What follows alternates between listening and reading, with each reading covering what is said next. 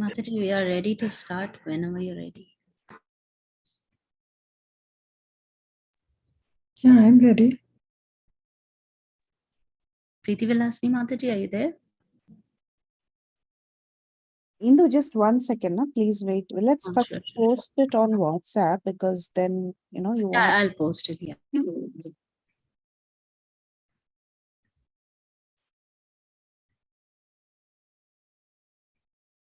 Do you have the link?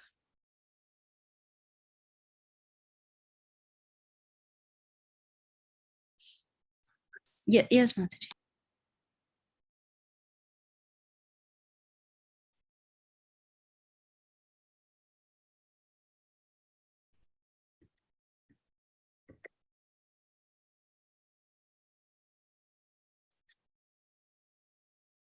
You have the link?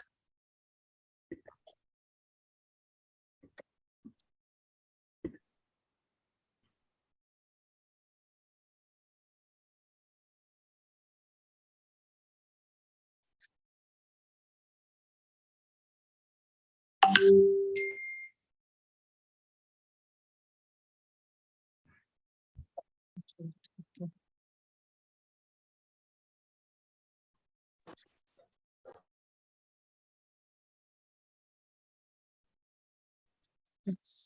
It's seen to up till 5, 1, 2, 3, 4, 5. Send it to the rest.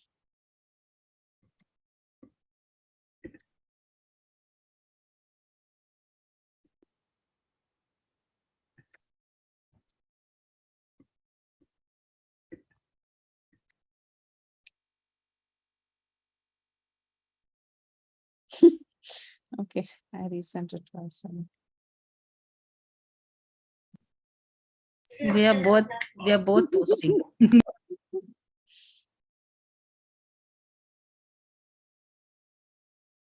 we'll give it a couple of minutes and then we'll get started.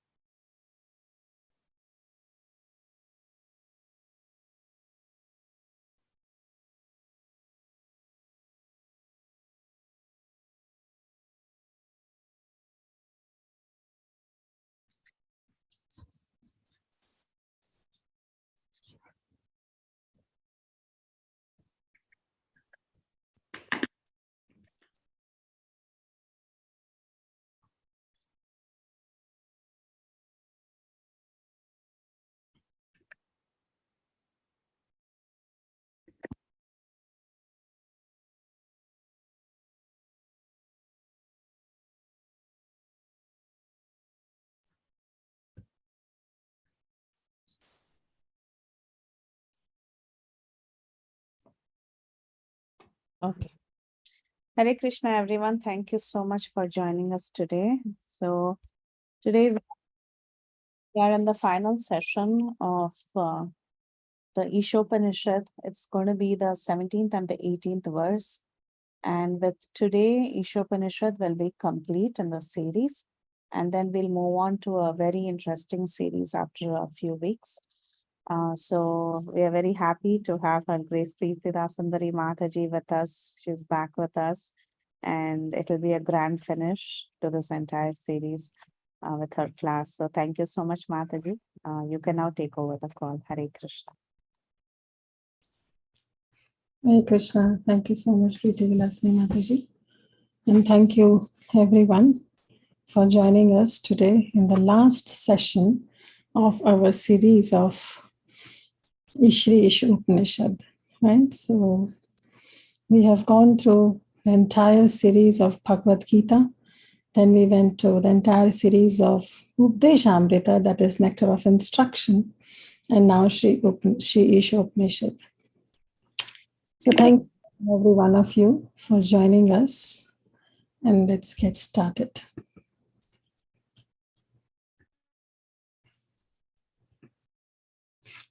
So let's start with our invocation prayers. Om Ajnanatimirandhasya Jnananjana Shalakaya Chakshurunmilitam Yena Tasmai Shri Guruve Namaha. I was born in the darkest ignorance, and my spiritual master opened my eyes with the torch of knowledge. I offer my respectful obeisances unto him. Namo Vishnupadaya Krishna Prasthaya Bhutare Srimate Bhakti Vedanta Swamin Iti Namine Namaste Saraswate Deve Gauravani Pracharine Nirvishesha Shunyavadi Paschata Deshatharine Jai Shri Krishna Chaitanya Prabhu Nityananda Shri Advaita Gadadhara Shivas Adi Gaur Bhakta Vrinda Hare Krishna Krishna Krishna Hare Hare Hare Rama Rama Rama Hare Hare Hare Krishna Krishna Krishna Hare Hare Hare Rama Rama Rama Hare Hare Hare Krishna Krishna Krishna Hare Hare Hare Rama Rama Rama Hare Hare Mukam karoti vācālam bhangum langāyate girim yat kripaha tamham vande Shri Guru Dinatarinam Paramananda Madhavam Shri Krishna Chaitanya Ishwara. Okay, so the last session of Shri Isopanisad. So before we go to the summary of the mantra 15th and 16th that we covered last Tuesday, let's do a quick overview of the entire Isopanisad.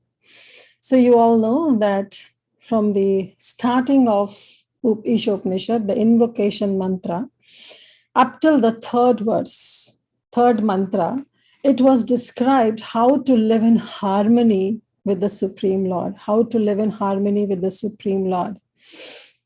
And then from 4 to 8, it has been described that how the Ishvara can only be understood through our spiritual vision.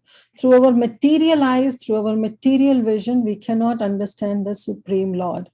So only when we get the spiritual vision, when we spiritualize our senses, we can understand the Supreme Personality of Godhead. And then from 9 to 12, we discussed about Vidya and Avidya. Vidya is knowledge and Avidya is ignorance. How the darkness is there. We are illusioned, and this avidya leads to darkness, misguidedness. But what are the results of avidya? What is the results of vidya? So that we have discussed in length. Then from verse number 12 and 13 and 14, from 12 to 14, we discussed about Sambhuti and Asambhuti. So what is Asambhuti and Sambhuti is the right and wrong upasana that we do for the Supreme Personality of Godhead. So for worshipping Ishvara, there is right upasana and there is wrong upasana. That is what is Sambhuti and Asambhuti. And finally, from 15 to 18, the last verses of Shri Isopanisad deals in the prayers to the Supreme Lord. So the 15th and 16th actually deals in the prayer that how to remove, like the Jiva, when he prays to the Supreme Lord, he prays, please remove your effulgence and reveal your personal form. So Jiva prays that I don't want to merge into your impersonal Brahman. Rather, please remove that illusion and just reveal your personal form. So that was the prayer in that we did it 15 and 16. So let's just see the overview. So in 15, we saw an appeal to see the Lord. But that appeal to see the Lord can only be possible when the Lord sanctions it. If there is no will in the Supreme Lord, then it's very hard to understand the Supreme Lord. Next, we saw that how Jiva can never ever be equal to the Supreme Lord. And then we did the comparative analysis of Jnanis, Yogis, and Bhaktis. This analysis, actually, we did an entire Isopanisad, right? But in this also we saw. Then, in 16th verse was the begging for Lord's mercy. So actually 15, 16, 17, 18, all these 4 verses are the prayers to the Supreme Lord. So in the 16th verse, the Jiva is begging for the Lord's mercy. That Lord cannot be impersonal. That's why the Jiva prays that please remove that illusion of impersonal Brahman and reveal your personal form.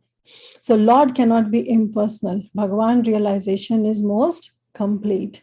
And then we saw that how Krishna is the only maintainer. Gopipta Varane, he is the only maintainer of the jivas. And how can we understand? It's only by devotion that we know Krishna. Otherwise, it's very hard. So it's only bhakti that leads to knowing the Supreme Personality of Godhead. So this was the verse, the summary of the mantra 15 and 16. And now comes the mantra 17th and 18, which are the last two mantras of Sri Isopanisad. And this also deals in the intense prayer of Jiva to the Supreme Personality of Godhead. And what is those prayers? How intensely we should pray? We'll just dive into it. So these two prayers are very, very beautiful prayers. We should memorize these prayers, and if we cannot memorize the Sanskrit, then we can at least memorize the English one, so that we can make it a habit, so that every day we can say these prayers. These are very, very wonderful prayers. So the verse number 17, that is mantra 17, deals in art of dying, and mantra 18 deals in please remove obstacles from my path of bhakti. So let's start now our thing. So verse number 17, mantra 17, the art of dying. Vayur anilam amritam athedam bhasmantam shariram om krato smara kritam smara krato smara kritam smara. So it's a very poetic, and it's a play of words between krato and smara.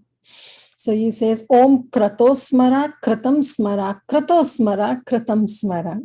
So let's see what is this. Vayur anilam amritam. Vayu, we know, the air. Anilam means the fire. Athedam bhasmantam shariram. So Jiva is saying, let this sharir, let this body become bhasma, become ashes, and be moved, and let it get merged. Let the vayu of my body gets merged into the vayu, and the fire gets merged into the fire.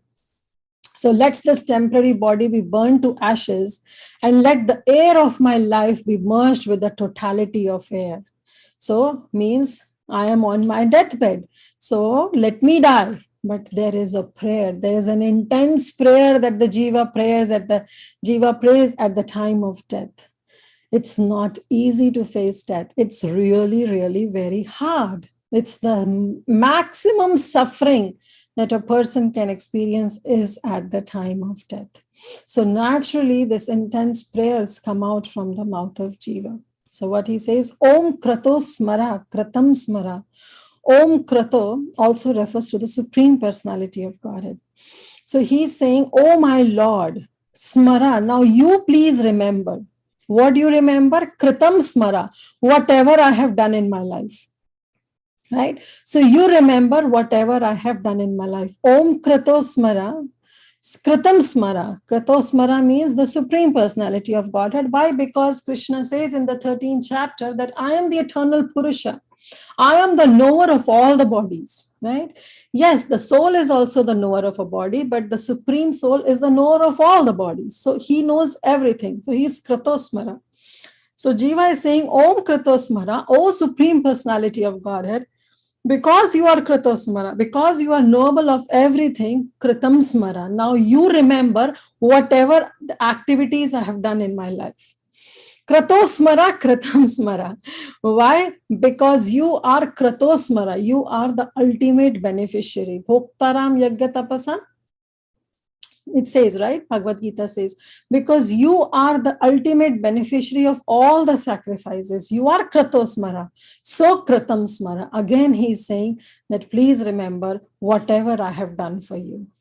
So let's see the translation. Let this temporary body be burned to ashes, and let the air of life be merged with the totality of air. Now, O my Lord, please remember all my sacrifices. And because you are the ultimate beneficiary, please remember all that I have done for you. Isn't it a wonderful prayer?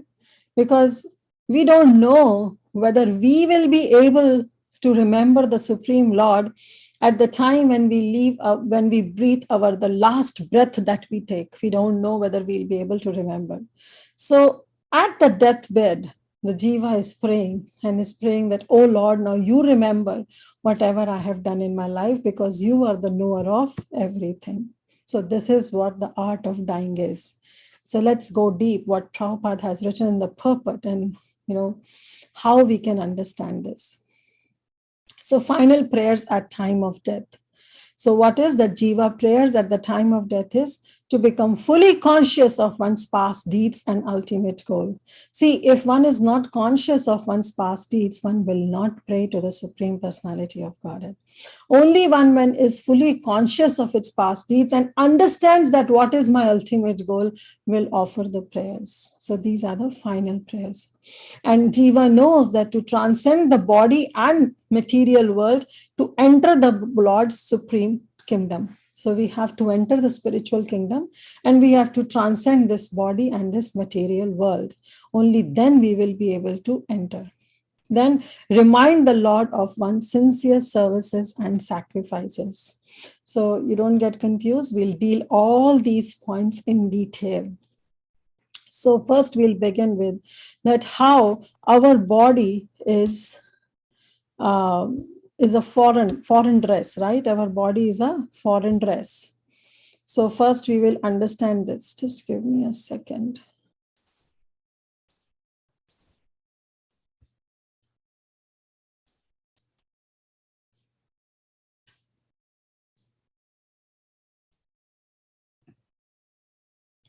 Okay. Hare Krishna. You are able to see the screen now? Yes, Mataji. Okay, yeah. So how our body is a foreign dress? Yes, our body is a foreign dress only. Right? Death is inevitable. And we see this, right? The death is inevitable. Mataji, sorry for interrupting, Mataji. I just see the title. I don't see anything beyond that. Yeah, I'll move on to that. Okay. So body is foreign dress and death is inevitable. So just excuse me for this very bad picture, but this is what the death is. The death comes without knocking the door. It just comes. No time, whether it can come at an infant age or at a toddler age or at a young age when we are in a childhood form or in a youth or in a middle age or at our old age. But death is inevitable, right? And it is to be understood that we cannot, but there are differences. Again, as I said, that there are karmis, there are jnanis, and there are bhaktas, right? So what does the karmi thinks? Karmi thinks that the life is like an ice cream. Let me enjoy before it melts. That's their philosophy. They want to enjoy their life. This body, they want to enjoy to the fullest. They know that that is inevitable, but they don't want to understand till the time they are enjoying this body. That's how their mentality is. The jnani, they defames the death. They say, oh, this body is useless. We don't have to go deep into this maintaining this body because this body is useless. In this regard, I'll share you one verse. This is from Aila Gita. This is from Srimad Bhagavatam 11th canto. In Pururava, he was ditched by Urvashi. At that time, he got this realization and he says, Twan mamasa rudhirsnayo medho majhasti samhatau vinmutra puye ratanam kriminam kiyad antaram. So what he says, that what difference is there between ordinary worms and persons who try to enjoy the material body, which is composed of skin, flesh, blood, muscle, fat, bone marrow, bone, stool, urine, and pus. So the jnanis, they think, what is the use of this body? So just let me just leave this body. Let me not just take care of this body. After all, this body is made up of stool, urine, plus blood. So what is the use of this body? So you can see the spectrum, right? The karmis are thinking oh, this body is a wonderful tool for my sense enjoyment. So let me enjoy to my fullest. Jnani thinks that no, this is such a waste of things. This is made up of all blood, urine, pus, stool. So what is the use of maintaining this body? Whereas the bhaktas, they think that this is actually the tool through which we can offer devotional service. So that's why karmi enjoys, jnani defames it, but bhaktas utilize it. We make it as a vehicle so that we can reach to our destination. Yes, this body is a vehicle through which we can reach our destination. See, if we have to go from place one to from A to B, then we need some vehicle so that we can go to our destination. If the vehicle is not there, suppose if we have a car, but if the car is not in a working condition, it will be very hard to go to the destination B. So bhaktas, the devotees, they realize this, that this body is a vehicle, it's an instrument. So let me take care of this body to an extent where the body can take me to my final destination. Because after all, it's only through this body that I'll be able to perform devotional service. Though the body is a foreign dress, but they utilize this body. That's what Prabhupada says, that yes, it's really a bad bargain, but make the best use of this bad bargain. Right? We have to take care of this body, not to decorate it, but to use it in the service of the Supreme Personality of Godhead. That's what we should understand. Now, giving up one's material body. So after all, we have to give up then, because as we discussed in the previous slide, that death is inevitable, right? So when death is inevitable, then it has to be given up. At one point or the other, it has to be given up, right? And this is what even Shankaracharya describes in his Bhaj Govindam. He says, Angam galitam palitam mundam dashavitam jatatam tundam vridho yati grutva dandam tatapi na muchyati ashyapaditam. What he says, that my limbs, my angam, they are weakened, they are galitam, gal rahe hain wo. The head, my mundan, means the head has turned gray in color. Right? All these are the indications that is being given to us. The mouth, tundam, has become toothless. Right? Dashahinam. All the teeth are not there because the mouth is now empty. But still, and this old man is holding a stick just to walk. Right? He needs a danda to walk because he cannot walk on his two legs now. He needs a support. Even though he is getting all these signals, but still he doesn't want to give up the bundles of hopes and desires that he is having. So he doesn't want to give up this body. That's what the position is. But ultimately, we have to give up this body, right? Death is inevitable. So therefore, it says that we have to give up this material body. Body is like a material dress, and Jiva gets a body suitable to their dresses. Example, lion body. So if we have the proclivity towards eating some animals or eating this non-veg food, then we'll definitely get a body accordingly so that we can fulfill the desire. So body, what we are getting is as per the desires we are having. And that desire, especially at the time of leaving the body, the desire we have, we are ascertaining the next body. So who is responsible? Jiva itself is responsible for getting the next body. Bhagavad Gita says, Yam yam vapi smaran bhavam tajjati antakalevaram tam tam eveti kauntaya sada tad bhava bhavita. At whatever state of being one remembers, when he quits the body, O son of Kunti, that state he will attain without fail. So we will get the body as per our desires. Our desires determine the next body that we will get. So you see, here is the example. You can see the picture. So this is the example given in the 7th canto of Srimad Bhagavatam, that how a grass form is confined in a hole of a wall. by a bee always think of the bee in fear and enmity, and later becomes a bee himself because of such remembrance. So constantly thinking of the bee, it becomes a bee.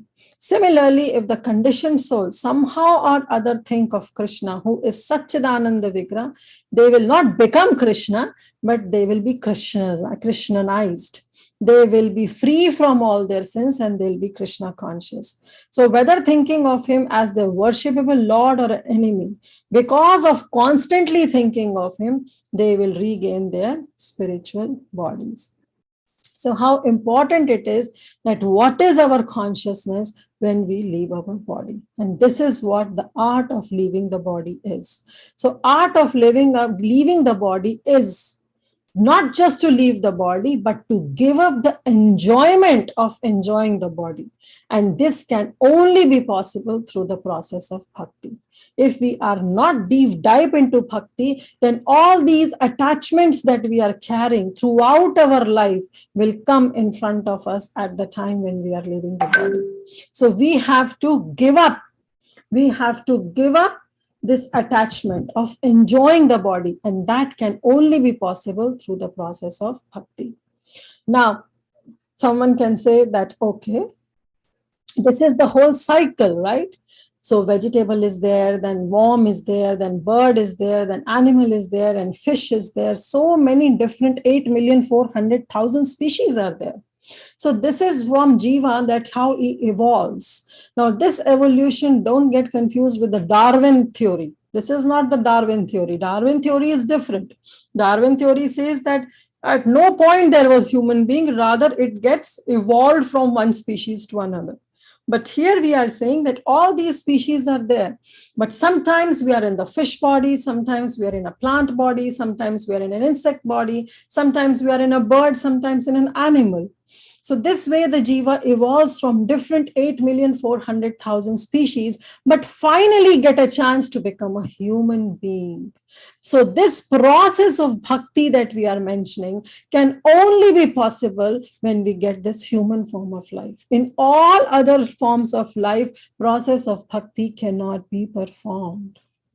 Why? Because they are bound with so many karmas, and they have so less of intelligence that they don't understand that who they are, for what purpose they are. They just evolved from one species to another.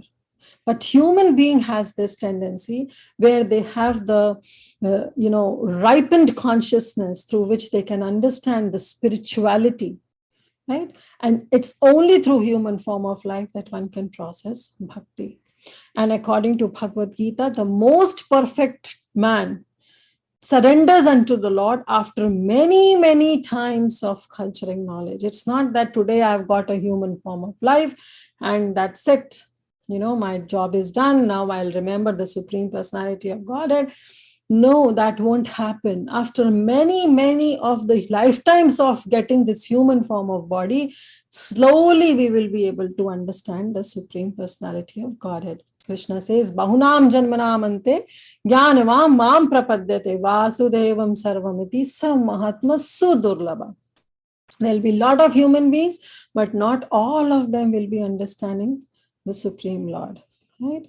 So after many, many births, he who is actually in knowledge surrenders unto Supreme Lord, knowing him to be the cause of all causes. And such a soul is very, very rare. Some Mahatma Sudurlabha. It is very rare to find such a surrendered devotee. Now, now we have understand that the death is inevitable, and what should be our mood while leaving the body, what is the art of leaving the body, and now we'll understand what should be our consciousness at the time of death. So very famous verse of Bhagavad Gita, which says, Antakale chamameva smaran muktva kalevara yah prayati sadmad bhavam yati nasti atra samshaya. Krishna says of this, there is no doubt that one whoever at the end of life quits his body, antakale chamameva, at his final time, one who quits his body, smaran muktva kalevaram. He gives up his kalevara, he gives up his body by remembering only me, smaran muktva kalevara. right? Then one will attain my nature. So mindful of material desires carries the jiva into another material body instead of spiritual kingdom. So if our mind is still full of desires, then we will not be able to transcend this material world. Our mind has to be bereft of all material desires. It has to be a clear state. Only Krishna should be there at the time of death. Only in our remembrance, only Krishna should be there. The devotees develop love for Krishna only by bhakti. Now, one cannot say that, okay, whole life, let me do whatever I want. Only at the time of death, I'll chant the name of Narayan, just like a Jamil, and my job done, and I'll be liberated. Well, that won't be possible. Everybody cannot be a Jamil. Everybody cannot be Parikshit Maharaj. Parikshit Maharaj got the time to leave his body in 8 days. Everybody will not get that indication that you will die in 8 days or 7 days or 9 days or this month or that month. No, it won't be possible. So in the case of Ajamil, it's not that Ajamil is being glorified of chanting Narayana, rather the potency of holy name is being glorified. That how potent is the holy name, that though he was not chanting with the right intention of remembering the Supreme Lord, he was just chanting the name of his son. Right? But still, the potency of the holy name is such that Krishna said, okay, he's chanting my name, so he sent his Vishnu Dutas to take care. But still, he was not liberated. He just got a second chance. How many of us may get the second chance? Not possible. We don't know with what intensity we will be chanting at the time of death. So it doesn't come in an instance. We have to practice it throughout our life. Only when we practice it throughout our life, then, there is some chance that we remember Krishna at the time of death. So the devotees develop love for Krishna only by the process. And this process is devotional service. Now someone can say, okay, so the whole life I have remembered Krishna, but now suppose at the time of death, if I don't remember, then that means this whole life is a waste? Well, no. Our scripture says no. Even if we don't remember their services to Krishna at the time of death, the Lord doesn't forget. The Lord remembers everything. And this is the verse from Varha Puran. This is the evidence, this is the proof, this is the praman. Yadi vatadi doshena madbhakto mam nacha smaret aham smarami madbhakta nayami param gatim. This is from Varha Puran, where Krishna declares that if my devotee is unable to remember me at the time of death, because of some disturbances felt within the body at that time, maybe our mind is not under control, maybe we get some Alzheimer disease, maybe our mouth is not enough to chant the holy names, maybe our ears are not proper to hear the holy names. So there may be a lot of problems with this body at the time of death. But still Krishna reassures that I shall remember my devotee and take back him to my supreme abode, provided that devotee has spent his entire life in serving the Supreme Personality of Godhead. Only then Krishna says that I remember whatever you have done. And this is the prayer. Remember, this is the prayer we are also reading, where it says that Om Kritosmara Kritam Smara, Kratosmara Kritam Smara. Right? So this is what Krishna says, that yes, I am Kratosmara, I know everything. So Kritam Smara, I will remember at the time of death, whatever the entire life you have done for me, I'll remember that. Okay, now let's see what is the relationship between Krishna and his devotees. So Krishna says, okay, the whole life you have done things favorable to me. But at certain times it do happen that because of those lusty desires, we try to commit sins which we know that we are not supposed to, right? Sometimes it happens. So it's we can say it's a temporary fall, or I'll not use the word fall, it's a kind of a slip. Fall is when you really fall down. Slip is when you just slip, you tend to fall down, but you get some support and you get up, right? So when we slip while doing our such bhakti, such process of devotional service, there might be some slips and falls, there might be, but Krishna says that if that person, that devotee is engaged in devotional service, if he is properly situated, then no matter if he commits some abominable action, still he will be considered saintly. And my Krishna declares that my devotee never perishes. So a conditioned soul acts for two things, for bodily maintenance and for self-realization of bhakti. So as long as the proportion of bhakti is not sufficient, there is a chance for occasional worldliness. So you see this, that this is what is sadhana bhakti. Now the attachment of world is higher than the attachment of God. But when we keep on doing the process of bhakti, then the time will come when the attachment of the world will be lower and the attachment of God will be higher. So this bhava bhakti, this process of coming to this state is only possible by Krishna's grace. Only when Krishna gives his grace, if Krishna's will is there, then yes, we can transcend from sadhana bhakti to bhava bhakti, where our attachment to this worldly affairs goes down and our attachment for the Supreme Personality of goes higher and higher. And again, this is only possible by the process of bhakti. So how can that be done? By dovetailing all our activities in Krishna consciousness. So we all know that there are 9 processes, 9 limbs of bhakti by which can we perform bhakti: Shravanam, Kirtanam, Smaranam, Padasevanam, Archanam, Vandanam, Dasyam, Sakhyam, Atmanivedanam. So we can perfect in any one of this, and Krishna shows that we will go back home, back to Godhead. We will reach to his destination. The only thing is we have to dovetail all our activities in Krishna consciousness. All our activities means all our activities, irrespective of whatever we are doing, but definitely not vikarma, something which is forbidden. Now someone can say, oh, I smoke for Krishna. Well, that cannot be dovetail. If somebody says, okay, I'm eating meat for Krishna, no, that is all forbidden activities. Intoxication, eating meat, illicit sex, all these, gambling, all these are forbidden actions, but the rest of all our activities can be dovetailed into Krishna consciousness. For example, if we are doing 9 to 5 job, we can dovetail those 9 to 5 job, the hours that we are spending in the material world, we can dovetail it to Krishna. How we can dovetail? We can do this by whenever we go to office, we can preach. If we don't get a chance to preach, then whatever the salary we get, we use it in the service of Vaishnavas and in the service of the temples. Right? So this way, all our activities can be dovetailed. If a student is studying, so student studies, right? It looks like that going to college or going to school is and gaining some material knowledge is something very material. But after all, that is the dharma of a student. The dharma of a student is to study, right? So students study so that he can become a better citizen and a better Krishna conscious devotee.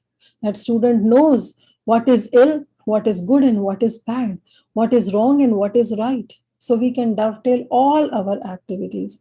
A housewife who is working at home and day and night taking care of family members, cooking, cleaning, can think, I'm doing it for Krishna. Because my children are my responsibilities. My family is my responsibility, and I'm feeding them prasadam. Feeding prasadam itself is one of the limb of devotional service. Taking care of home, I'm not taking care of my home, I'm taking care of Krishna's home. Husbands are working, then they are paying, they are earning, then they can pay the mortgage of the home, not their home, but Krishna's home. So it's just the matter of consciousness when we dovetail all our activities in Krishna consciousness. So there are 9 limbs, and examples has been given that who was one who, who is the epitome of this entire 9 processes. So we have Shravanam, that is hearing from Krishna. So the epitome of Smaranam means a person who perfected his life only by Shravanam, and that is Parikshit Maharaj. And Kirtanam is glorifying Krishna, that is Sukhdev Goswami. And Smaranam is remembering Krishna, that is Prahlad Maharaj. Padasevanam is serving his lotus feet, that is Lakshmi Devi. Archanam, that is worshipping deity of Krishna, and Prithu Maharaj perfected his life in Archanam. Vandanam, offering prayers to Krishna. Akrura is the example who's perfected his life by offering prayers to Krishna. Dasyam, we all know, who can be the better servant than Hanuman. Sakyam means making friends with Krishna, Arjun. And Atmanivedanam, that is full surrenderance, and that is Bali Maharaj. So this way we can dovetail all our activities and we can perfect in one of the 9 limbs of devotional service. But there is one personality who perfected his life by performing all these 9 processes of bhakti, and that is Ambarish Maharaj, where whatever he does, whatever activity he does it for Krishna. His every limb is used for the service of Krishna. If he wants to use his Vani, the only way he described the glories of Krishna. If he wants to use his foot, he will use by going to the temple of Krishna. If he wants to use his hands, he'll do it by massaging the lotus feet of Krishna, by doing deity worship for Krishna. So whatever he does it for the Supreme Personality of Godhead. So a person who perfected his life in performing all these 9 processes is our dear Ambarish Maharaj. So this is how we can, what is art of dying. Art of living, everybody knows. They know how to live. They know how to survive. They know how to live their livelihood, their life. But art of dying, because death is the final exam that we all have to face, no exception at all, no exception. So that is what we have to learn, art of dying. I was talking to one of my friends. No, she is not into Krishna consciousness, but she just called, I don't know, it was after many, many years, recently, 2 days back, she called. And the first thing she said is, Kirti, I'm afraid of death, because her position is that her parents are now at such a old age that, death can come anytime. So I told her that death is inevitable. And she said, how can you say that? I said, that's truth, that death is inevitable. But she was not ready to hear this. She was so afraid of death. So this is our final exam, that we have to understand that it can come anytime. So let me prepare my life to face that final exam. And we all know when we were students, how we prepared the exam. It was not the last day that we just opened our books, went through page after page, and they are done with the exam. No, the whole year we have to study properly. We have to give our assessments timely. We have to submit our projects timely. We have to do so many things the entire year. Only then the final exams come, is the hope that yes, I'm ready to sit for the exam. That hope is there, that I'm ready to sit for the exam. But that is our material example. But in our spiritual case, the whole life we have to work for that final exam. We have to mold our life in such a way that if I forget Krishna at the time of death, Krishna remembers that whatever this person, this devotee has done for me, Krishna remembers, and so he gives us the result. In the case of a material exam, the examiner will not see whatever you have done. Maybe you got A's in all the assessments, but if you fail in the final exam, you are failed. Will not hear any excuses, whether you were sick, whether you have some marriage at home or some programs, the examiner will not hear any excuse. You fail the final exam, you fail. But that's not the case of our final exam in life. The final exam of life is death. If we have performed extremely well throughout our life, Krishna will give all the grace marks. Krishna said, I'll take care. Right? So it's such a reassurance of Krishna consciousness. And Krishna says, I'll take care. Okay. So now we know that yes. So this is the art of dying. Now comes the final verse, that is verse number 18, where the Jiva says, yes, Krishna, you will remember, and I pray that you remember. But still, I want to pray to you that please remove all the obstacles also in my life. See, obstacles also will come, right? You cannot stop the obstacles. Being a devotee doesn't mean that you are done with your sufferings, that the sufferings will not come. It may come even more, because now we are under the test. Krishna will test us now. So sufferings may come more by being Krishna consciousness. Sometimes when you preach to some non-devotees or those who are not familiar of this philosophy of Krishna consciousness, the first thing they will ask that we see even the devotees suffering. The problems come to devotees also. So what's the use? At that time, your Krishna doesn't help you? No, that's not the case. Who is giving this guarantee that join Hare Krishna movement and you will be rid of all sufferings, you will be rid of all obstacles, you will be rid of all problems? No, it may come more. But seeing those obstacles, the perception of seeing those obstacles will change. Now the devotee thinks that, okay, this problem is coming, but it is for my purification. But at the same time, I know, Avashya Rakshive Krishna E Vishwas, that I have full faith that my Supreme Lord, my Krishna, will take care. So though devotee prays that please remove all obstacles, but at the same time, he knows that Krishna is there to protect me forever. Sufferings come, but Krishna gives us the strength to bear those sufferings. Krishna gives us the intelligence to see those sufferings in the right perspective. So joining Hare Krishna doesn't mean that we'll not get sufferings. Joining Hare Krishna means that we know that a person who is giving us suffering will also take care of us, right? So in sadhana, we do encounter obstacles. There is no doubt about it. So, but prayer of a jiva to the Supreme Personality of Godhead is to remove my suffering. So what the jiva prayers? Agnenaya supatharaya asman visvani deva vayunani vidvan yuyodhi asma juhurun uno bhushetham te nama uktim vidhema. What he says, oh my Lord, as powerful as fire, Agni, oh omnipotent one, now I offer you all my obeisances, falling on the ground at your feet. Oh my Lord, please lead me on the right path to reach you. And since you know all that I have done in my past, because Krishna is Kratosmara, Krishna knows whatever we have done in the past. So Jiva is saying now, please free me from the reactions of those past sins so that there is no hindrance on my progress. See, whatever we have done in our past determines our present. Do you all agree, right? So whatever we are in this present body is because of whatever we have done in our past. So definitely our future will be whatever we are doing now.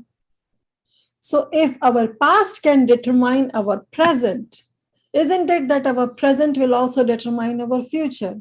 If yes, then why can't we secure our future by doing something favorable in the present so that our future is secured? Right? So when we see our future is secured, definitely we get so much of relief in our present life. So this devotee, the jiva, is also praying that since, oh my Lord, you know my past, so now I pray to you to free me from all the reactions of my past sins so that there is no hindrance in my progress, so that I can move on smoothly in my future life. Just as the fire purifies gold, God purifies us. So when the gold is put into fire, it looks like the gold is undergoing a lot of suffering, isn't it? Lot of suffering. It's not easy to enter into fire. It's so much Fahrenheit degree of temperature. But when the gold enters and comes out, it comes out more shiny. It purifies, right? It becomes more shiny. So similarly, when we go through some obstacles, some sufferings in our life, that is actually an indication for us to purify us and give us the realization. Give us the realization that how this place is Dukkhalayam. We are not supposed to feel comfortable in this home. If we start feeling comfortable in this world, then there will be no hope for us to leave this body. Just like a prisoner is there in the prison house. If the prisoner start thinking, oh, I'm so happy, now it's been so many years, I'm in this prison house, well, now I'm comfortable, I'm getting my food timely, I'm getting my work timely, everything is okay, I'm comfortable with whatever the life is, that prisoner will never ever attempt to come out. So this obstacles, this hindrances, yes, they are given to us by the Supreme Lord only. Their sufferings is given to us by the Supreme Lord only. Why? So that we can be purified. But that doesn't mean that we come to the level of Mother Kunti and say, Krishna, oh, please give me more vipada, give me more suffering so that I remember you. Still the Jiva prays that, oh Lord, please remove all the obstacles so that my path of bhakti is clear off, so that there is no hindrance, there are no other problems in my path of bhakti. The Jiva prays like that, but at the same time, if the suffering comes, then Jiva doesn't get off the boat. The Jiva doesn't get off, but Jiva, the living entity, stays, the devotee stays in that boat, no matter if there are some obstacles, because the devotee knows that the Supreme Lord is my captain, my spiritual master is the captain and will take care. Right? So this is what the mood of a devotee is. So realizing the Lord by bhakti. I'll not read in interest of time, we'll skip the verse. The seriously inquisitive student or sage will, well equipped with knowledge and detachment, realizes that absolute truth by rendering devotional service in terms of what he has heard from the Vedanta Shruti. So through knowledge, one realizes, through knowledge and detachment, both, one realizes that absolute truth, and by rendering some devotional church service, what he has heard from the Vedanta Sutra, not whimsical on his own account, whatever comes to his mind, but as per Guru, Sadhu and Shastra. So in this purport, Prabhupada has described the paths for self-realization. We'll just quickly go through. That surrender and prayers are causeless mercy. For causeless mercy are means to progress on the path of self-realization. That surrenderance and prayers, Vandanam and Archanam, and Atmanivedanam, finally surrender, is very, very important for us to progress on the path of self-realization. Then self-realization only in human life by Brahminical culture. Becoming a Brahmana is not a birthright. So self-realization can only be possible in a human form of life, and that too when we have some Brahminical culture in our life. If we are still in the mode of ignorance, doing all kind of forbidden activities, then definitely that will not lead us to the path of self-realization, even though we have got this human form of body. Human form of body, but at the same time not doing or restricting ourselves from doing forbidden activities can lead us to the path of self-realization. And what is the qualification? We have to be truthful, sense control, forbearance, and simplicity. Now, if one is proud of all these, whatever one has, then definitely gets neglected again, and one is degraded. So pride commits fall, right? So if we are proud of all these qualities that a devotee possesses, then that will also not lead us to self-realization. And yoga bharashtas are given chance to rectify themselves. How? Those who leave their body while performing the path of bhakti yoga, they will give them the second chance. How they'll get the second chance?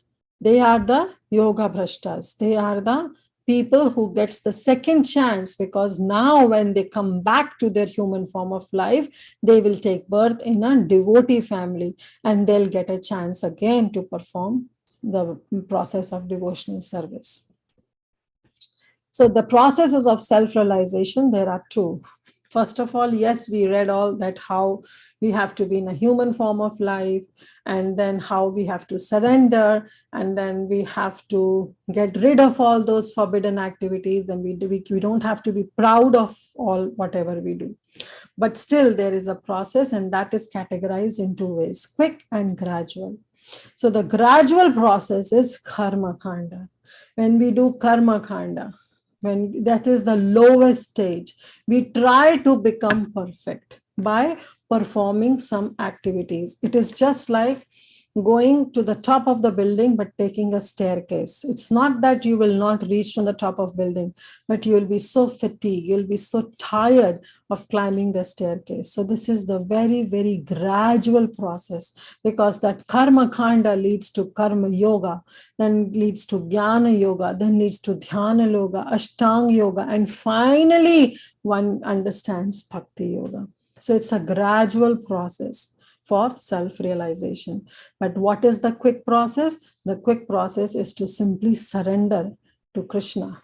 Simply surrender to Krishna, and surpasses all the preliminary stages of bhakti. Immediately surrender to Krishna, and Krishna says, yes, I'll take care. That is the quick process. And what is the comparison between all these two processes is that sinful reactions are many in karma kanda. They are less in jnana kanda, but in bhakti, no chance of sinful reactions are there. Why? Why there is no chance of sinful reactions? Because whatever activity we do is akarma activities. Whatever activity a devotee performs is only for the pleasure for Krishna. If Arjuna was shooting arrows and killing everybody on the battlefield of Kurukshetra, so apparently if it looks like that he was incurring very lot of sins, right? He was killing his spiritual master, he was killing his brothers, he was killing his uncles, he was killing his relatives and so many people. But was it a sinful reaction that was incurring on Arjuna? No. Why? Because he was doing it on the order of the Supreme Lord. He was doing it to please the Supreme Lord. He's doing it for the benefit of Supreme Lord. So whatever activity he was doing was akarma. And he was not entitled to get any sins for those actions. Similarly, a devotee will never get a chance of sinful reaction, because provided the devotee does everything with the consciousness of pleasing the Supreme Personality of Godhead. Samsiddhim haritoshanam. When one performs even varnashram dharma, but for the pleasure of the Supreme Lord, then there is no fall. There is no point of incurring any kind of sinful reactions. Right? Now, next comes the omnipotent Lord. Yes, the Lord guides a devotee. He says, my child, you are safe in my hands and I'll protect you all the time.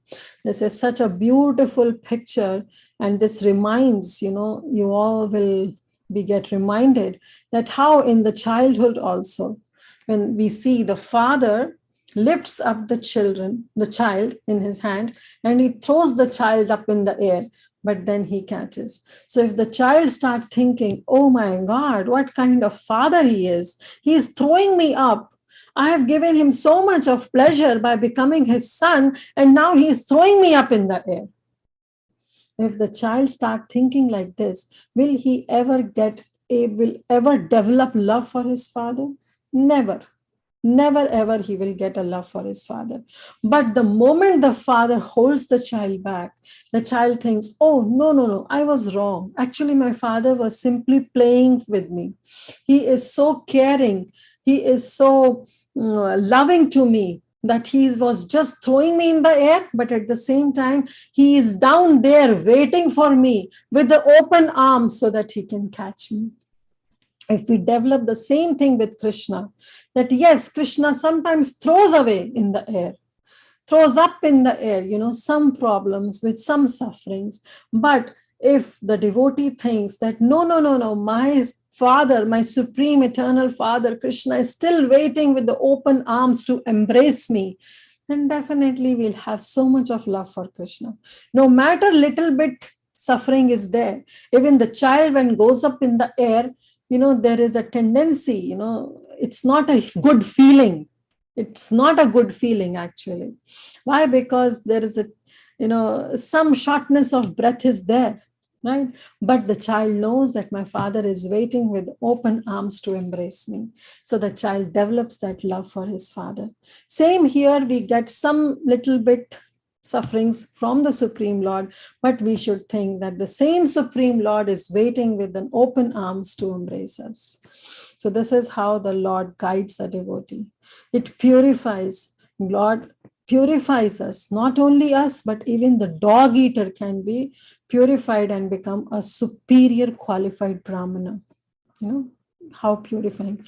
At the same time, he's inspiring because he gives the direction from within the heart of sincere devotee as Chaitya Guru. Supreme Lord is there in the heart of each and every living entity as Paramatma. That itself shows that Krishna is so kind, is so loving, so caring. We have turned our face from Krishna from time immemorial. But still Krishna has not left us. Krishna is present in the heart of each and every living entity, waiting for us to look at him and say, from today onwards, I am yours. I am yours, Krishna. Please accept me. Please accept me as your eternal servant. Krishna is waiting to hear. He's so inspiring. Then he is rectifying. Yes, we might commit some here or here, some faults, but Krishna is not there to catch us, but he is always there to coach us. Lord rectifies the surrendered devotees' mistakes from within their heart. Like example is given, kick of child in womb, how Brahma in the 10th canto of the 14th chapter, he prays that, oh Lord, just like a child kicks in the womb to his mother, but the mother doesn't feel any offenses. Rather, mother experiences the kick of the child as a pleasurable moment. Same here, oh my Lord, in this entire world, which is the womb, right? I am there just kicking, doing some sinful activities, but I know that you will be there guiding me, protecting me, and helping me at my every state of life. And finally, we surrender to that Supreme Lord, because that surrender is give once to the Lord's lotus feet so that he guides us to avoid mistakes. Caring, yes, Lord takes charge of fully surrendered souls. So Krishna's direction and protection comes in two ways. First is through saints, scriptures, and spiritual master. That is through Guru, Sadhu, and Shastra. Somebody can say that Krishna is not present now. Okay, in battlefield of Kurukshetra, Krishna was there to guide Arjuna at every step. Here, now in Kali Yuga, where is Krishna? Krishna says, I am present in the form of Srimad Bhagavatam. I am present, the spiritual master is my representative. It's there to guide you. All the sadhus, all the pure devotees who are my representative are there to guide you. So Krishna's direction and protection will come either through Guru, Sadhu, and Shastra, or from within, from when Krishna is present as Chaitya Guru in the heart of every living entity. So Krishna is there, provided we have to open our ears to hear those advices, to hear those suggestions, that is either coming from Guru, Sadhu, Shastra, or coming from the Paramatma who is sitting in our heart. We have to open our ears. So omnipotent Lord guides the devotee. How? He enlightens the devotee. By the grace of Guru and Krishna, devotee becomes fully enlightened with Vedic transcendental knowledge. Om Ajnana Timirandhasya Jnananjana Shalakaya Chakshurdam Yena Om Ajnana Timirandhasya Jnananjana Shalakaya. Through the torch of knowledge, the spiritual master, who is the representative of the Supreme Lord, guides us and removes us from all kinds of darkness and enlighten us with this Vedic knowledge. There's a very famous verse, Yasya deve para bhaktir yatha deve tatha guru tasyaita kathaiti artha prakashante mahatmana. That those who surrender unto those great souls and have implicit faith both in the Lord and the spiritual master, all the Vedic knowledge automatically gets revealed.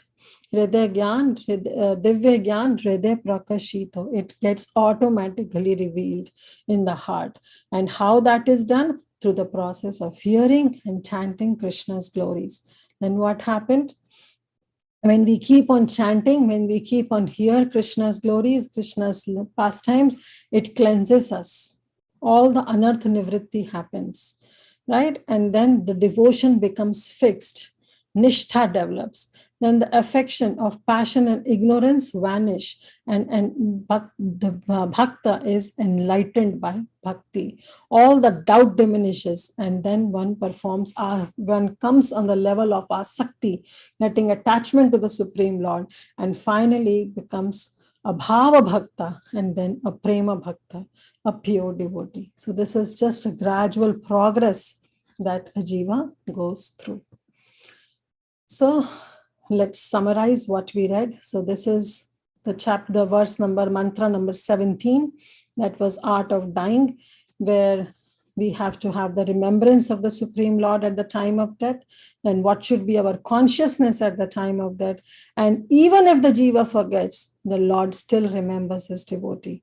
And the jiva's sadhana, jiva's practice is to dovetail all his activities in Krishna consciousness.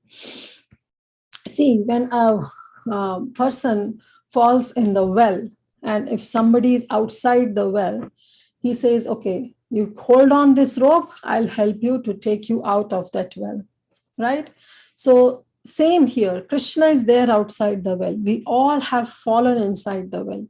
Krishna is there holding the rope and telling us also to hold the rope so that he can pull out. But if we think, oh, let loose the rope, and we don't hold on to that rope tightly, we don't hold on to the process of bhakti, then do you think we'll be ever safe from that blind well? No, we'll never be saved, no matter how much Krishna tries. But if we don't put our own endeavor, then Krishna will also not be able to help, right? Similarly, we have to practice throughout our life. Try to dovetail all our activities in Krishna consciousness. Hold on to that rope of devotional service tightly. Then Krishna is there outside the well, waiting for us and helping us to come out of that well. Then the last verse is where the jiva prays, please remove all the obstacles, because now the jiva realize that this world is dukkhalayam. I don't want to stay in this world. I want to transcend this world, go back to my eternal home, to have Supreme Lord face to face, to see Supreme Lord face to face. When jiva realizes, and he prays with an intense mood, oh Lord, you know my past, whatever I have done. Please remove all the sufferings of the misdeeds of my past and remove all my obstacles from the path of bhakti so that I can progress more and more. That's why we do Narsingha Arati, right? Why do we do Narsingha Arati? Because Narsingha Dev help us to remove all the obstacles which are there on the path of bhakti. Lord Ganesha help to remove all the obstacles on the material path. But we pray to Lord Narsingha Dev, who helps us to remove all the obstacles from the path of bhakti so that we can progress smoothly. But that can be realized only through the process of bhakti. And then we saw that how there is a gradual process, that is climbing up onto the top of building through the method of staircase or taking an elevator. An elevator is simply surrender unto the Supreme Lord. Rather going on to another karma kanda or jnana kanda activities or dhyana yoga activities, but just surrender unto the Supreme Lord, which is the quick and the safest process. And finally, the Lord enlightens and guides the devotee. And how he does through two ways. First is through his Guru Sadhu and Shastra, and second way is through the Chaitya Guru. He is present in the heart of every living entity, and as a Paramatma, he guides the devotees.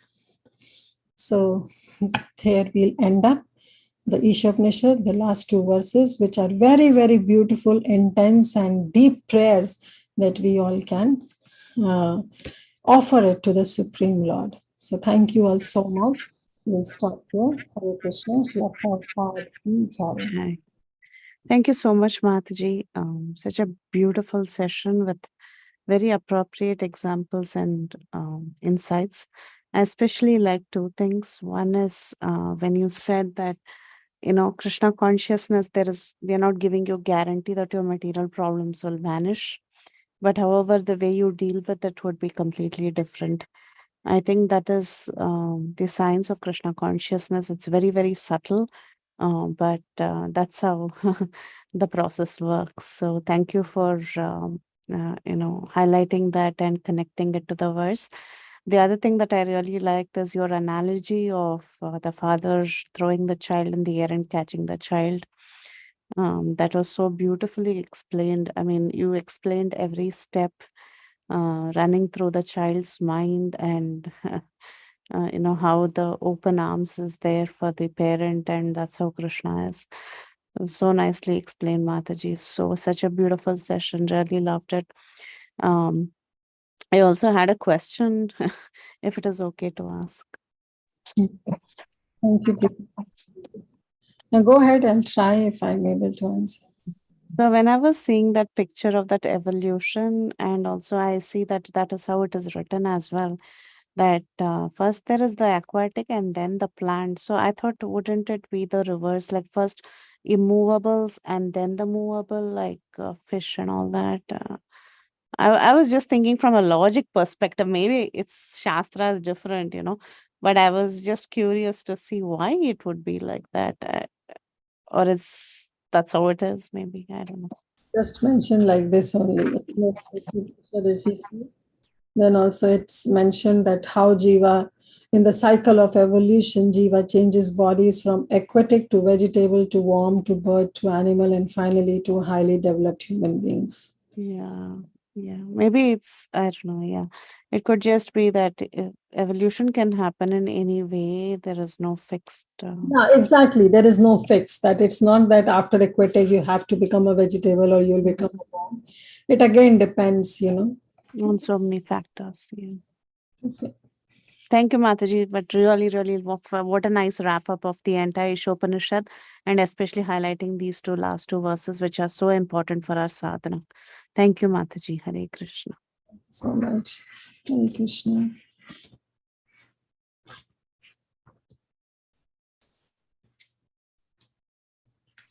Anyone else has any questions, any comments? Hare Krishna, Mataji. Divya Lila here. Hare Krishna, Prabhuji. Dandavat pranams. Dandavat pranam to you as well. It was amazing class, and I was such an inspiration. And today I was reading Prabhupada's letters, and also in one of the letters, one of the devotee from the New Jersey was asking to Prabhupada about material suffering. So Prabhupada mentioned in that letter that whatever is happening due to your own karma. So in your past life, whatever you are doing, you are suffering due to that. So only one way you can get out from there is bhakti. You have to have a Krishna consciousness, and which I completely understood, because I was out of the states for 3 days, and I had no bhakti around there apart from my own chanting, but mind was here and there due to the circumstances and due to the association. So I felt that. And also in another example been given by Prabhupada in the same letter, like whatever is happening or whatever is coming on your way as an obstacle, think that is a Krishna's arrangement. Don't think that there is a bomb is coming to you or what's going to happen. Put it that way, it is a Krishna's arrangement. So it was clearly mentioned by Prabhupada, and it was such an amazing letter. And I was so happy. And today I'm listening similar conversation again, So I'm so glad that basically I'm in the United States for a little bit from the New Zealand. We don't have this kind of sadhu sangha online either. Just we need to go to temple. That's it in the morning. Like we don't have other association like via Zoom or via internet or other source. So I'm so glad that I can enjoy. Yeah. So. Thank you, Prabhu. We are so happy, so fortunate to have you on the call, and thank you for sharing your realization also. All this credit goes to what's the name of the Mataji? Induleka Karuna Mataji. Right. Yeah. And she's the immediate cause. Yes. Yeah. Because I was not in your connection via Zoom or on a WhatsApp, and she has connected me, and I just got your association, Very nice. Indulekha Mataji herself is such a pure devotee. So you got a chance to interact with her, and so she connected you here. So wonderful, Prabhu. Hari bol. Hari Bol, are you there as well? Yes, Indulekha Mataji is there as well. All right. Devotee, for joining. We were also wondering if you would be able to make it today. Kirtida Sundari Mataji is one of the main organizers of the call. Oh, that's right. Yeah, so if you connect to her, and she's also, this Prabhuji is very close to Charlotte. He lives somewhere there, Oh, well. South Carolina. So yeah. Oh, I'm, well. I'm in Anderson, yeah. I'm in North Carolina, so you can always. Where about in North Carolina? I'm in Cary area. Oh, to be honest, I don't know. Oh, how far from the Anderson? We can talk offline, Prabhu. I can give you my number in the chat box. Okay, we can do that way. Yeah, Mataji does have my number, so if you can collect Here from... is my number, so you can call me anytime. Okay, sure. Chat box I've shared, and we can talk offline. Yeah, no problem. Okay. Hare Krishna, Mataji. Talk to you soon. Happy to have you. Hare Krishna, Kirtida Sundari Mataji. Wow, wow. What a wonderful finish, Mataji, and very, very real and very, very important instruction on how we should be at the end of our life. And like what you were saying, that you cannot just go and simply pass a final exam without preparing throughout the year. We need to make sure that we are steady in our path and constantly practicing. Otherwise, at the end of life, how are we going to remember the Lord? So wonderful, very, very beautiful class, Mataji. So many instructions, and thank you so much. I really like that slide where you had that scary guy's picture. It is right there on our face. Yes, you have such limited time, you better get prepared. So thank you so much, Mataji. Hare Krishna. Thank you, Indulekha Mataji. Thank you. Thank you so much for helping to prepare the entire presentation also. Mataji, that's an honor to serve you. Mataji, we are waiting for the next series, so please be ready. Krishna's mercy, yes. Even the bee jiffy was very nice. What? The bee, Yeah, okay. The analogy, yes. no, the jiffy image that she made. Yeah. Indulekha Mataji ki jai. Yes, Sudevi, you have something to say? Hare Krishna Mataji. Hare Krishna. The class, it was wonderful, very much. I loved how you explained it. You are so wonderful. You attend every session, whether it is Chaitanya Bhagavat, whether it is Upanishad, whether it is kids class. So all glories to you, Sudevi. Mataji, you're so wonderful. You gave the class so nicely, Mataji.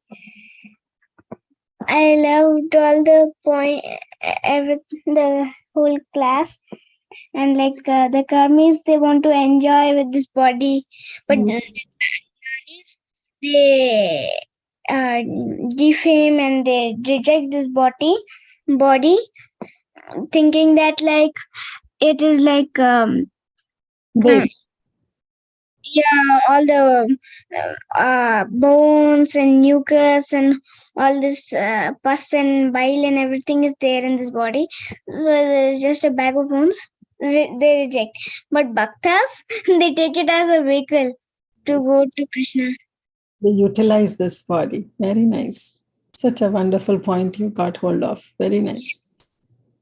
I liked all the all the examples and all the pictures and how you summarize that at the end. And that that's a scary picture. That is funny. And Mataji, I have a question. In mantra in the translation, it says that it is saying that our life air merges into the total air. Hmm. Does it not merge? Does it not go back to Godhead, Mataji? No, how will it go back to Godhead? Every jiva cannot go home back to Godhead, right? It merges into the totality, means we know that there is earth, air, fire, ether, and what is it? Earth, air, water, fire, ether, right? We have these 5 components. You know that, right? Even our body is made up of these 5 components. So when the body is finished and the body is burnt into ashes, then all these 5 components gets merged into the totality of the 5 components. That the earth will merge into the earth component, the fire will merge into the fire component, right? This is just the body that merges into the various aspects of the nature. Right? Every soul doesn't go back home, back to Godhead. The soul, yes, the soul never dies. Only the material body components of which the earth is, this body is made of merges with the totality of the other components. Right? But then the soul transmigrates from one body to another. Yes, but the soul that is pure enough, that is fully Krishna conscious, that soul goes back home, back to Godhead. Hope that helps, Sudevi. Thank you, Mataji.